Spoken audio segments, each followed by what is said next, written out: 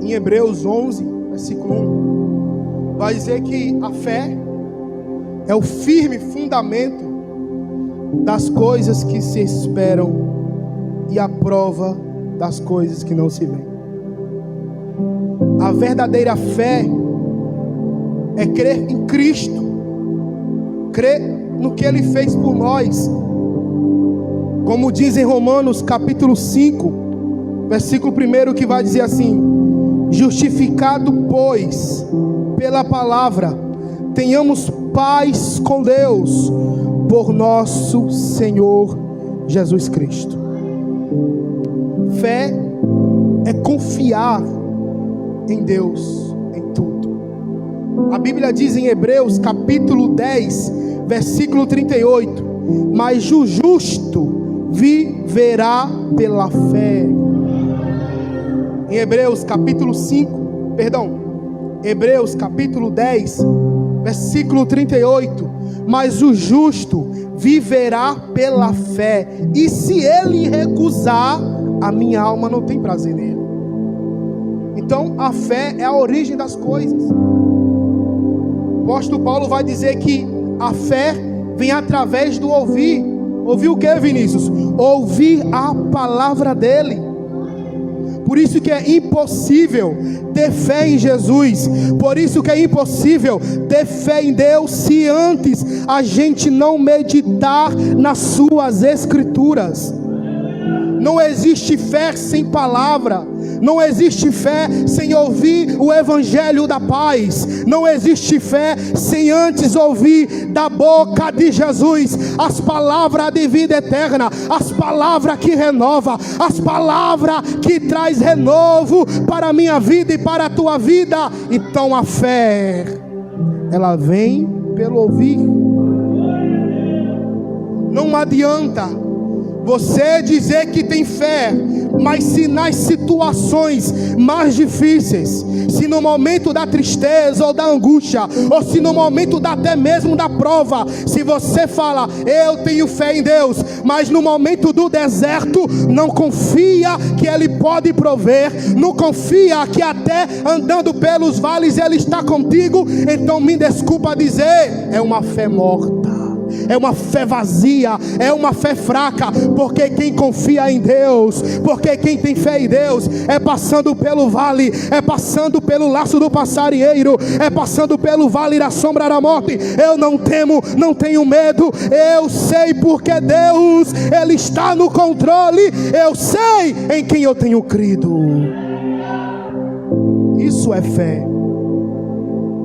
A fé é uma confiança, é uma certeza, é um acreditar extraordinário. Tem muita gente que diz assim: por que tu está indo para a igreja? O que é que tu vai fazer lá? Aí você fala: eu vou para ver Jesus. Aí você chega, a pessoa vem com você, olha e procura: cadê Jesus? Aquele ali é Jesus? Não, aquele ali é o pastor. Aquele ali é o Jesus? Não, aquele ali é o irmão da igreja. Aquele ali é Jesus? Não, aquele ali é outra coisa. E cadê Jesus? Ele está aqui. Aonde?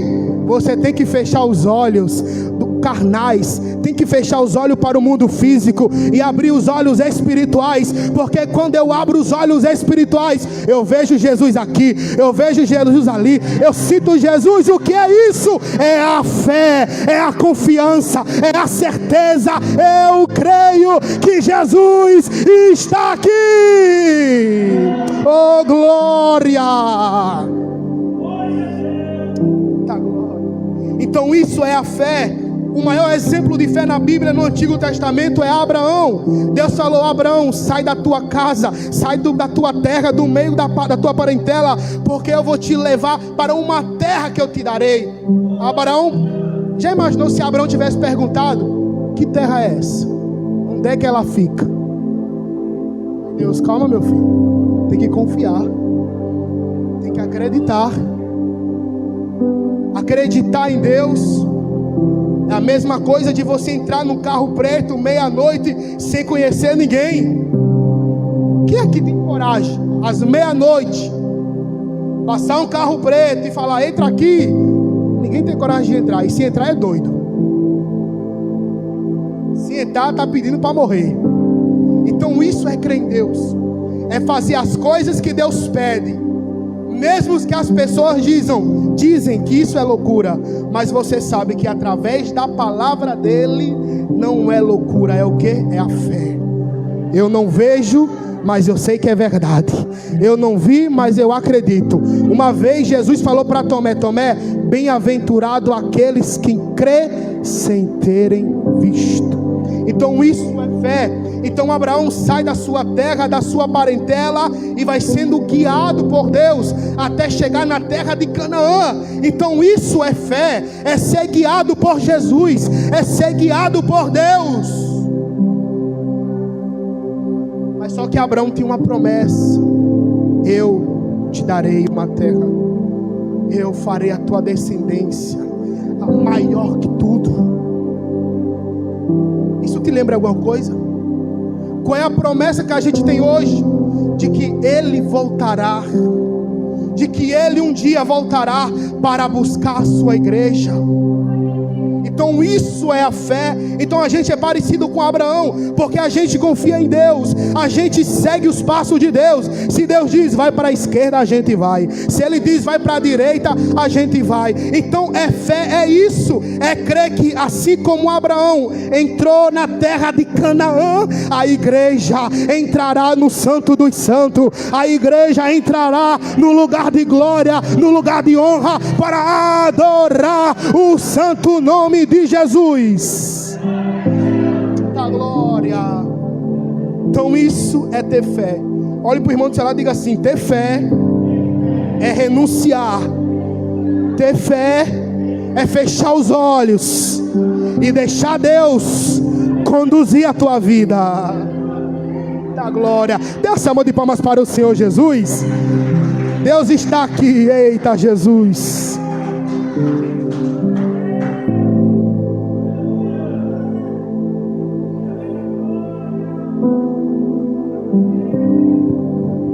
Deixa eu ser um pouco mais chato.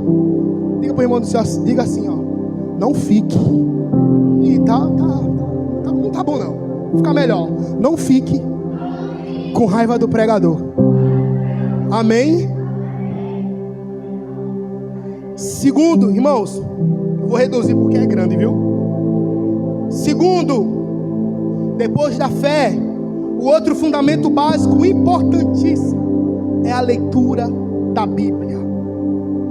Uma das dificuldades do crente é manter-se fiel à leitura bíblica, mas ler as Escrituras é um mandamento do próprio Deus, que se encontra em Josué capítulo 1, versículo 28. Deus vai dizer assim para Josué: não deixe de falar as palavras deste livro e de meditar nela de dia e de noite, para que você cumpra fielmente tudo que nele está escrito.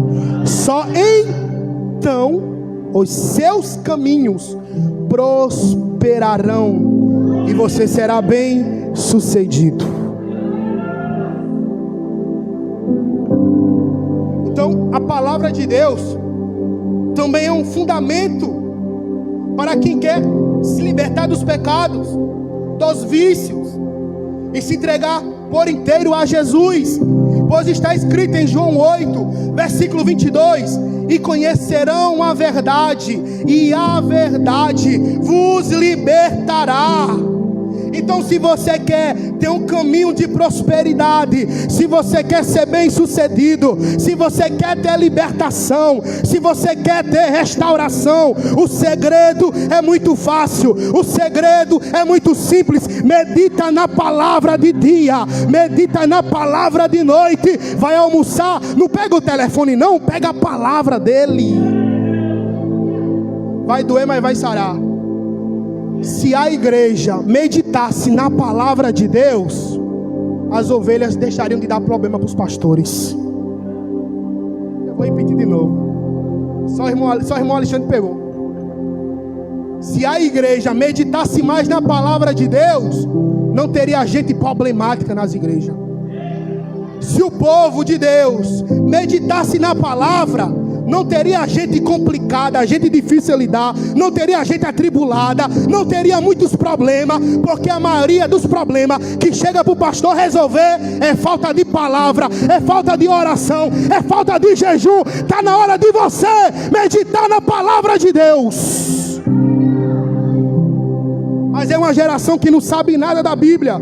Se você pergunta quantas pragas lançaram no Egito, o povo vai falar foi 5, foi 3, outro vai dizer que foi 20. Se você perguntar quem foi o homem que criou uma arca grande e salvou os animais e salvou a família, o povo não sabe responder, porque as pessoas vivem mais no telefone do que na palavra de Deus. As pessoas passam mais tempo em WhatsApp, em Facebook, em Instagram, em Netflix, mas passa pouco tempo com a palavra. É por isso que você tem uma vida atribulada, é por isso que você tem uma vida do jeito que é, porque falta meditar nas Escrituras. Conhecereis a verdade e a verdade vos libertará. Você não precisa de carro, você não precisa de moto, você não precisa de casa, você precisa da palavra de Deus. Da glória. Porque a palavra de Deus é o maior fundamento da fé. Porque ora, a fé vem através de ouvir isso aqui. O arrependimento, como eu falei no culto de Santa Ceia, é através disso daqui. Porque a verdade, só há verdade na gente através da palavra dele. Só há salvação através da palavra dele. O próprio Jesus diz assim: eu sou o caminho, a verdade e a vida. Mas o próprio Jesus disse que ele era o verbo que se encarnou e andou sobre os homens. Sabe o que eu quero dizer? A palavra de Deus. É disso que você precisa. É disso que você precisa. É a palavra dele. Então a palavra de Deus, a leitura nela é fundamental e crucial.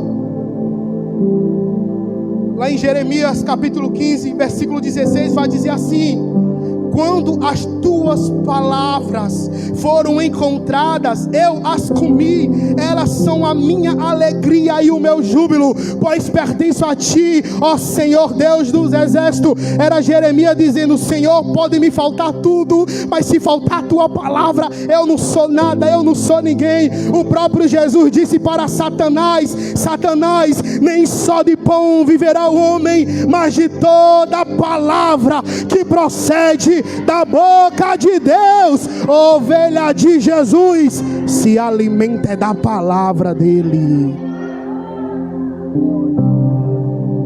Ai, meus irmãos, mas se os jovens dessem ouvido à palavra de Deus, se os maridos dessem ouvido à palavra de Deus, se as esposas dessem ouvido à palavra de Deus, se o filho pródigo desse ouvido à palavra de Deus, ninguém passaria por grandes tempestades, ninguém passaria por tanto vale, ninguém passaria por tanto deserto. Mas a verdade é essa: a gente não aprende quando lê a Bíblia, não. A gente aprende é quando quebra a cara. Deus te avisa, Deus aconselha, aí a gente não quer ouvir a palavra dele.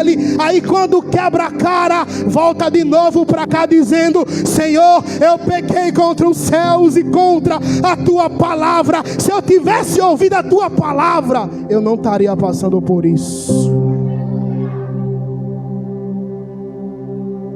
Diga assim para o irmão do seu lado: não deixe para aprender. Não, está fraco demais, tem que ser com mais vontade. Não deixe para aprender. Quando for quebrar a cara, escute a voz de Deus e siga os conselhos dele. E a salva de palmas para o Senhor Jesus, da glória.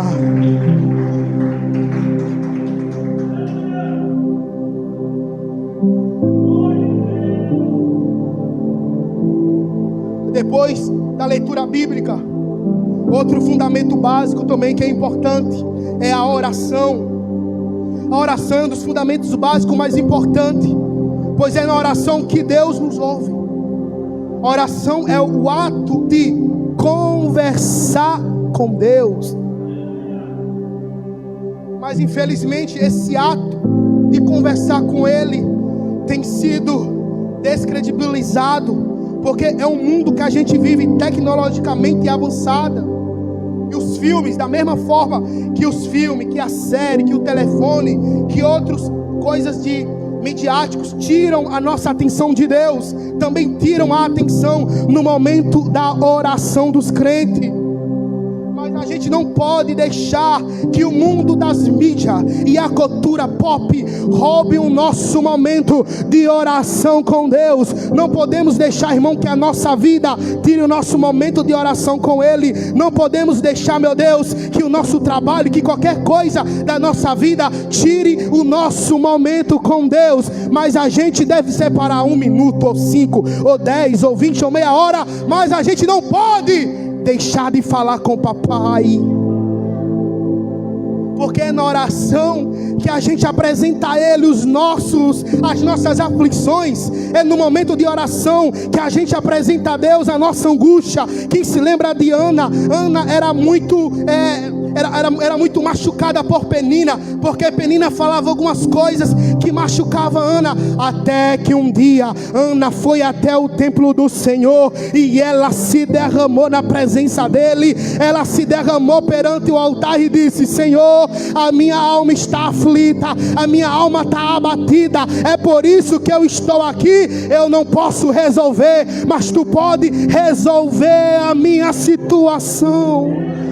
Oração é se derramar aos pés dele. Oração é se derramar no altar dele.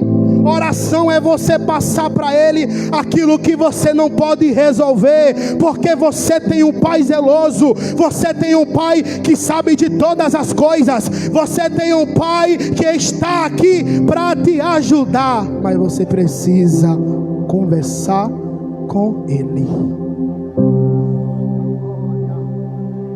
Conversar com Ele, orar a Ele e falar: Senhor, está difícil, Senhor, me ajuda nisso, Senhor, eu preciso de um milagre, eu preciso de uma restauração, eu preciso de uma providência da tua parte. Então, irmão, não deixa de orar, não deixa de orar, não deixa de orar, porque é na oração que o teu Pai te ouve. É na oração que Ele escuta o que você tem para dizer. Mas além da oração, além da leitura bíblica, além do arrependimento, além da verdade e da fé, outro fundamento básico também é o jejum. Porque o jejum, ele é diferente da oração. A oração a gente fala com Deus, mas no jejum a gente tem intimidade com Ele. É no jejum que eu me aproximo mais de Deus, porque o jejum é o ato de se abster de algo, ou se abster do teu telefone, ou se abster de alguma comida, ou do almoço, ou do café da manhã. É no jejum que a gente se consagra, é no jejum que a gente se santifica, é no jejum que eu falo com Ele, Ele fala comigo, é no jejum que eu abraço Ele, Ele me abraça, é no jejum que eu tenho intimidade com meu Pai. O jejum é algo tremendo espiritualmente. Mateus 6, versículo 17 vai dizer assim: ao jejuar, arrume o cabelo, lave o rosto, para que não pareça aos outros que você está jejuando, mas apenas seu Pai que vem em secreto. E o seu Pai que vem em secreto o recompensará. Porque a gente tem deixado a leitura bíblica, a gente tem deixado a oração, a gente tem deixado o jejum. Como é que a gente pode se dizer crente se a gente não segue os fundamentos básicos da fé? Se dentro da gente não há verdade, se não há mudança, se não há arrependimento, se não há fé, se não há jejum, se não há palavra, se não há oração, quando Jesus voltar você vai ficar. Quando Jesus voltar, você não subirá. Aí você vai dizer: mas Senhor, estava na tua casa. Aí Deus vai dizer: estava na minha casa, mas não lia a minha palavra, não orava, não jejuava, não falava a verdade, não tinha mudança.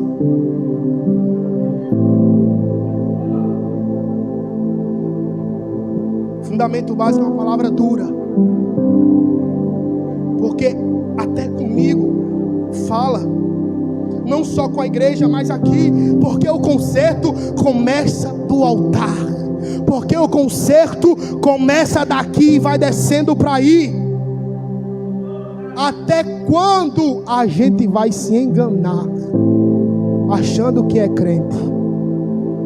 Até quando a gente vai brincar de gato e rato com Satanás? A gente é o rato que corre, Satanás é o gato que corre atrás. Aí fica esse negócio e tudo mais, e a gente não muda. Tinha um certo homem, John Piper, se eu não me engano é isso aí, John Piper. É Piper ou é Piper, alguma coisa assim. E esse mesmo homem estava num navio do Titanic. Todo mundo sabe que o Titanic afundou, né? E esse homem, quando o Titanic afundou, ele estava entre uma tauba assim, um dos restos que sobrou do navio. E ele estava com a Bíblia. E tinha um outro homem que estava também, mas só que era num pedaço pequeno. E John Piper fez assim com a Bíblia: pega a Bíblia, se salve. E esse homem ficou olhando assim, ficou olhando, e John Piper não foi para os botes salva-vida. Ele ficou lá dizendo: se salve, vem até mim, pega aqui o meu pedaço, se salve a sua vida, mas também salve a sua alma. Ele ficou olhando, John Piper acabou morrendo. Tem esse testemunho, tá? No YouTube, pode pensar lá, testemunho do discípulo de John Piper, tá lá. E enquanto esse homem estava vendo o esforço de John Piper para poder pregar o evangelho para ele, esse homem pegou a Bíblia, pegou um pedaço de tábua, e o pessoal dos botes salva-vida achou ele e salvou ele, mas John Piper não conseguiu. E quando ele chegou em casa, ele ficou pensando: por que esse homem, ao invés de se salvar, por que esse homem, ao invés de guardar a Bíblia e gritar pedindo socorro, por que nesse momento ele gritou para que eu escutasse a palavra de Deus? E esse homem se converteu ao evangelho. E é um dos grandes pregadores, não estou lembrado do nome dele, mas tem vou colocar no grupo do WhatsApp, vou colocar no grupo o testemunho desse homem para vocês verem. Era o Titanic afundando, ele lá pregando para as pessoas. Os músicos começaram a tocar, fizeram um hino, mais perto eu quero estar de ti, Senhor. E era o pessoal fazendo fundo musical e John Piper pregando o evangelho. Foi no momento de desgraça lá do Titanic, foi no momento de afundando, tinha um homem que estava pregando a palavra: povo de Deus, se convertam, povo de Deus, salve a sua alma, povo de Deus, escutem a voz de Deus. Já falei aqui, vou repetir de novo: os apóstolos morreram por causa dessa palavra. Muita gente morreu para que você tivesse acesso. E o que é que a gente faz? A gente não ora, a gente não jejua, não lê a palavra. Sigam os fundamentos básicos, porque se a gente não seguir os fundamentos básicos, a gente não verá a face do Senhor Jesus. Depois do jejum pessoal, o outro fundamento básico é o perdão. Perdão na Bíblia significa absolver e não condenar alguém pelo erro que cometeu. Isso quer dizer que quem perdoa não considera a ofensa ou a dívida ou a culpa do outro.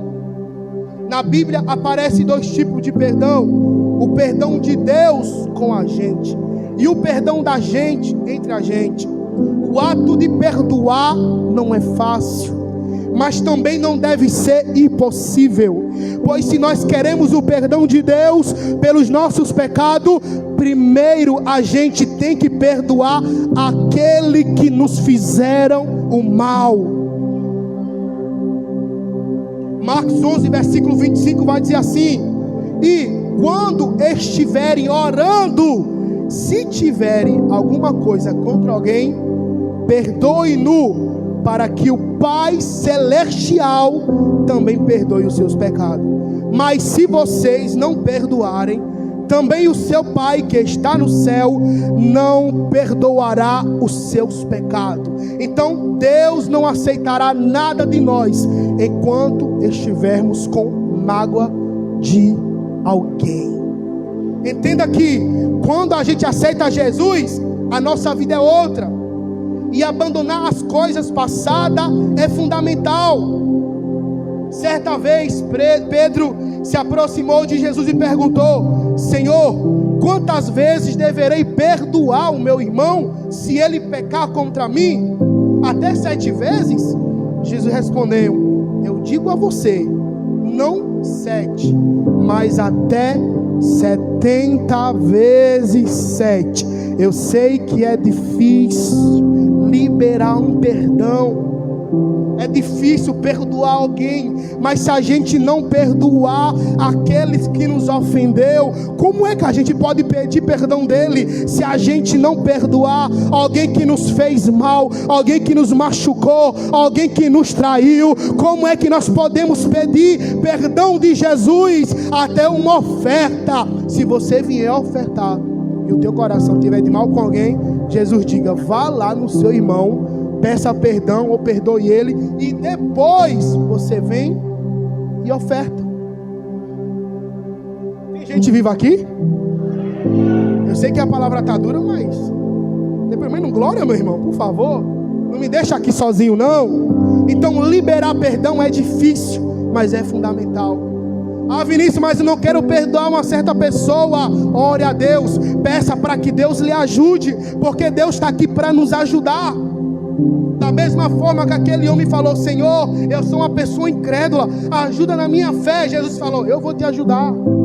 Da mesma forma como às vezes o pecado está tão forte contra a gente fala: Jesus, me ajuda a resistir a Satanás. Jesus, me ajuda a resistir ao pecado. Da mesma forma, se você orar dizendo: Senhor, me ajuda a perdoar aqueles que têm me ofendido, me ajuda a perdoar quem me caluniou, me ajuda a perdoar quem me traiu, e o Senhor te ajudará. Mas o povo de Deus não pode estar com mágoa no coração. O povo de Deus não pode estar com o coração manchado, porque na hora que tu vier adorar, se o coração tiver manchado, se o coração tiver escuro, a tua adoração não passa desse teto, a tua adoração não passa daqui. É liberar perdão para que Deus te perdoe.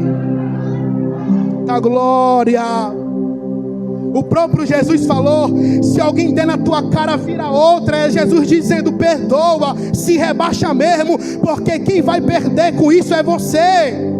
Ficar com mágoa, ficar com raivinha não nos ajuda, nos atrapalha. Quem sai perdendo é a gente. É ruim ter aquele sentimento no nosso coração, aquele aperto quando vê alguém ou quando tem em algum lugar, aquela angústia, e Deus não quer isso para você.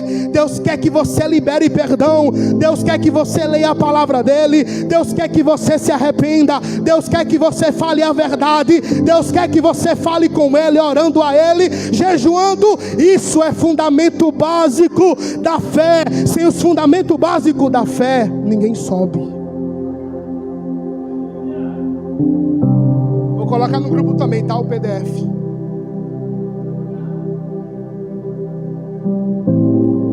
Então, se a gente quer subir com ele, devemos seguir passo a passo dos fundamentos básicos. Se eu não pregar isso aqui, Deus vai me cobrar.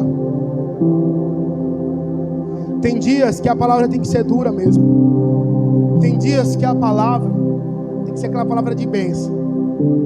E tem dias que a gente tem que ficar calado e deixar Deus falar. O último fundamento básico é a glorificação. Você já se perguntou por que está na igreja? Pois bem, essa pergunta poucos fazem. E geralmente a resposta é: eu estou aqui porque quero mudar de vida. eu estou aqui porque quero restaurar meu casamento, ou porque eu quero bênção. Mas a resposta certa, quando alguém te perguntar por que você está indo para a igreja, você tem que dizer: eu estou indo para a igreja porque eu quero ser justificado. Eu quero ir para a igreja porque eu quero ser salvo por Jesus. Eu quero ir para a igreja porque eu quero morar com Deus na eternidade. A gente sabe, irmão, que através de Adão o pecado entrou no mundo. Através de Adão o mundo ficou abominável. Mas através de Jesus, o planeta Terra, a humanidade encontrou redenção. Através do sangue de Jesus, a humanidade encontrou a restauração, a justificação. Se não fosse Jesus, a gente seria condenado pelo pecado. Porque em Romanos 6...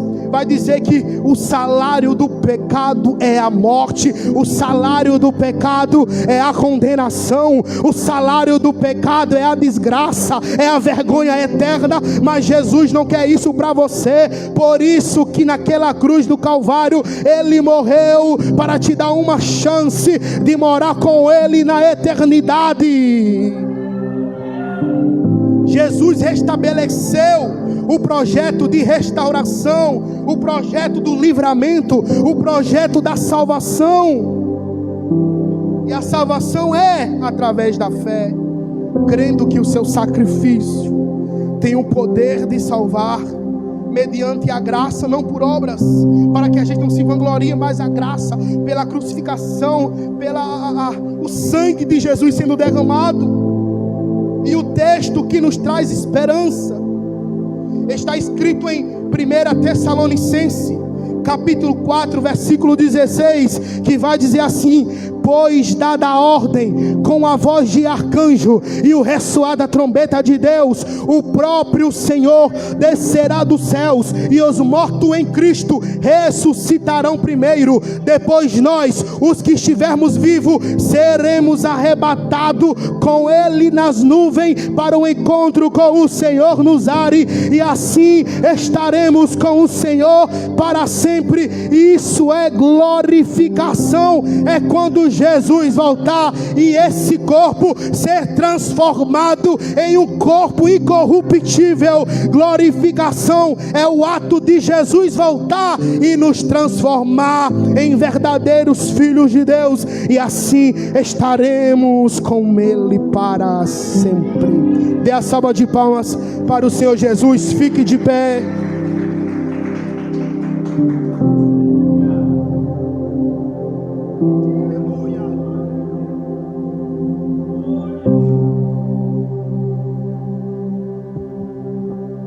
O que é ser crente?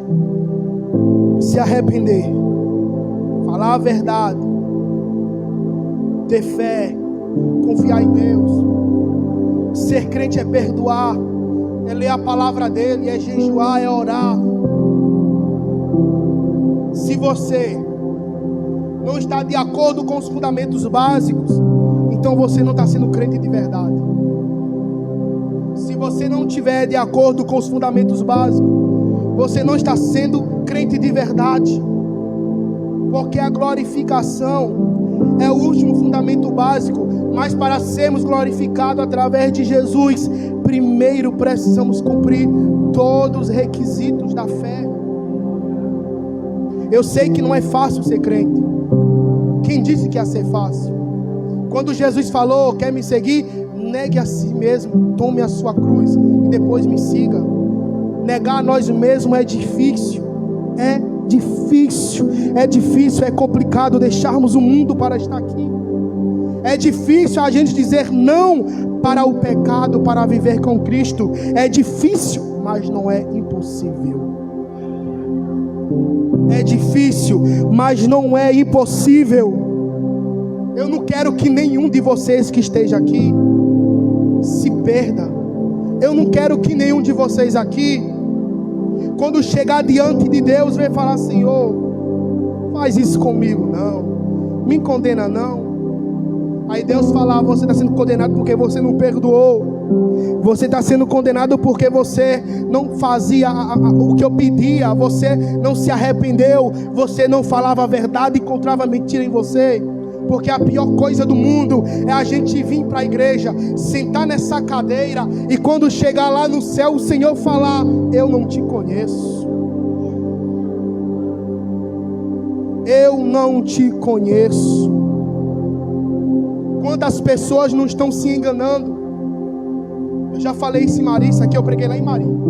Isso aqui é a consolidação. Consolidação para novo membro. De Mari e daqui também. E da sede. Então, irmãos, vou falar algo. Não se escandalize não. Não se escandalize não.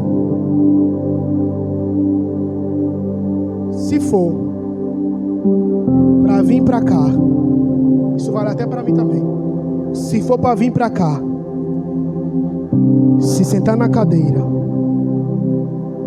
e não cumprir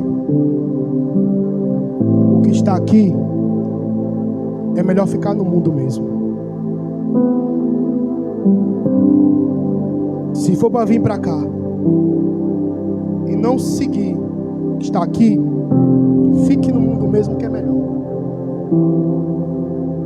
Mas eu quero cumprir só isso aqui da Bíblia. Aí eu falo: nananina não. Cumprir tudo. Ou a gente vem para a igreja para ser crente, ou fica lá fora mesmo. Ou vem para mudar, ou fica lá fora. Eu fui evangelizar e o rapaz: não acredito em Deus. Eu falei: meu amigo, tô nem aí. É porque a gente acha que a gente quer convencer, né? A gente quer convencer, quer implorar e quer fazer isso. Irmão, não implore ninguém. A porta da igreja está aberta. Vem quem quiser vir, segue a Bíblia quem quiser seguir, aceita Jesus quem quiser aceitar. A minha vida está ganha com Ele. É vocês que tem que ganhar com Ele. Porque, mas eu não acredito no inferno. Não precisa acreditar no inferno para ir para ele não, criatura. Precisa crer no céu para entrar lá no inferno. Não precisa acreditar no inferno. Não precisa acreditar no diabo. Mas eu não acredito em Deus. Vamos fazer um acordo? Fique vivendo do seu jeito. Eu vou viver do jeito da palavra de Deus. Quando eu e você morrer, a gente vê quem está certo e quem está errado. Pronto. Mas a gente quer adular, quer implorar. Não precisa implorar ninguém. O evangelho não precisa de bajulação. Jesus não precisa se humilhar. É o pecador que tem que se humilhar a Jesus. Que negócio é esse? Tem que adular? Não, mas por favor, nananina, não. Vem quem quer. Eu não quero, amém. É entre você e Deus. Mas a minha parte eu estou fazendo, que é pregar o evangelho, que é pregar a palavra dele. Certa vez Jonas falou: mas Senhor, na cidade de Nínive o pessoal é assim, assim, assim. Aí Deus falou: Jonas, só se preocupe em pregar, o resto é comigo. Entre eu e a pessoa, a gente prega, mas quem convence é o Espírito Santo. Quem renova é o Espírito Santo. Se a pessoa não quer, eu não tenho culpa, vocês não têm culpa, ninguém tem culpa. Mas muitos chegarão. Quem lembra da passagem do rico e do Lázaro? O rico falou: mas Senhor, manda alguém pregar a minha família. O Senhor falou: não, já tem a palavra de Deus. Quem quiser que escute. Jesus não bajulava ninguém.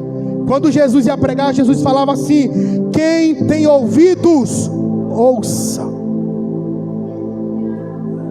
Quem tem ouvidos, ouça. Quem quer me seguir, negue a si mesmo e tome sua cruz. O evangelho não é bajulação. O evangelho é sim, sim, não, não, eu não quero, então tchau e abraço. Eu quero, então venha para cá. Preparado o lugar está para ti, no meu lado. É isso que Deus diz para a gente. Amém?